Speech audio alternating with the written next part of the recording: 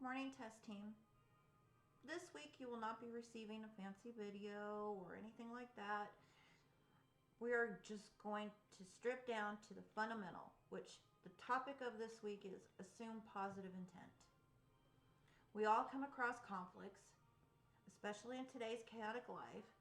The world is incredibly competitive, which causes us to doubt others. Positive intent means that we assume that people are good, fair, honest, and the intent of people's actions are positive. Our human nature and or society doesn't allow us to set aside our judgment and preconceived notions. In other words, we should be giving the people that we deal with on a daily basis the benefit of the doubt and choosing to assume that our coworkers are working to the best of their ability with the resources or the information they have received. We all make mistakes. However, we all of us, hold a double standard. In other words, we judge other people's mistakes differently than we judge our own. Being blind to this double standard is detrimental to effective teamwork and will negatively impact your ability to lead. When we make mistakes, we often blame the circumstances of the situation then take responsibility for the mistakes.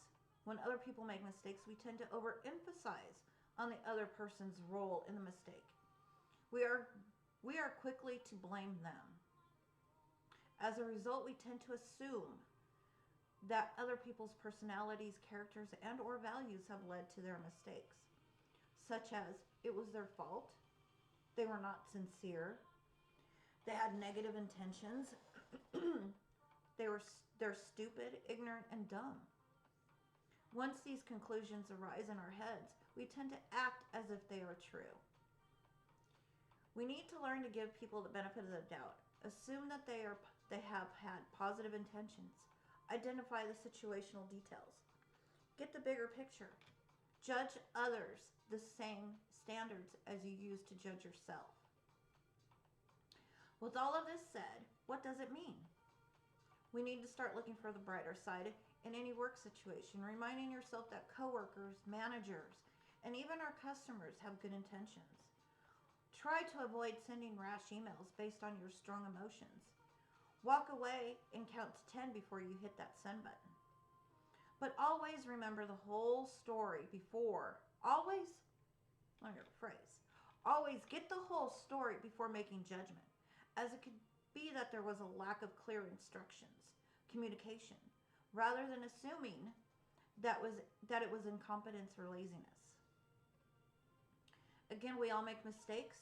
We should give a little bit of grace in the workplace because we could have bad information, conflicting direction, or even personal problems at home or medical issues.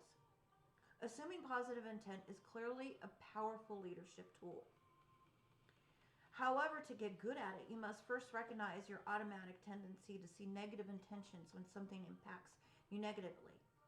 And then you must deliberately practice looking for positive intent. When you look for that positivity, you give people the benefit of the doubt and you give yourself the chance to learn the details in the situation.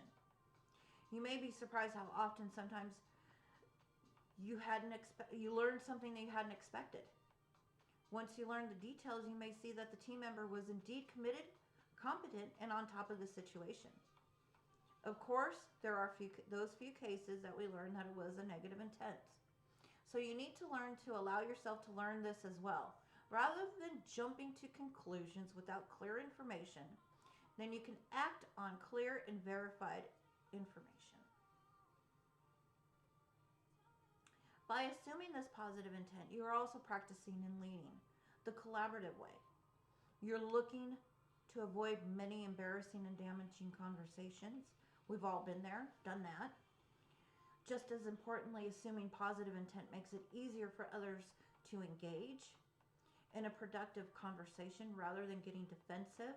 You will be able to work together more effectively to deal with the situation. The benefits of practicing positive intent, it helps reduce stress. Reducing the stress and the tension levels at work. How many times have you jumped to conclusions and said something you wish you could take back, or an email you wish you never sent? You also get greater efficiency and collaboration. more efficient and better collaborating because it's improved communication. You also improve work relationships. This is an extraordinarily strong and impactful on relationships with coworkers and people. You feel more comfortable with your coworker and you're more willing to work with them on a project or an initiative. So let's practice on positive intent amongst our coworkers, as that also will lead us better into connecting people is what we do.